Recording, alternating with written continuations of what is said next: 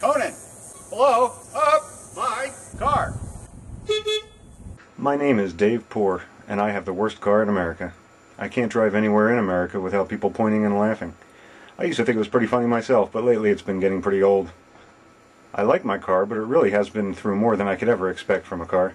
And thanks to you, I finally found a good reason to retire the car. My car was made in 1972, 37 years ago. It's been my daily driver for over 20 years, after a bunch of other people owned and abused the car for 17 years before me. Now, with 368,000 miles, I still can't afford to buy a new car, but it would be in America's best interest to destroy my car, because it must have one of the largest carbon footprints in the nation out of any car on the road today. Between leaking and burning oil, I never need to change the oil, because I have to put in well over 5 quarts every 3,000 miles to keep the motor from running dry. The car only gets about 7 or 8 miles per gallon. I'm not sure what's worse, the oil it loses, all the gas it burns, or the 15 to 20 sets of tires it wore out over the years.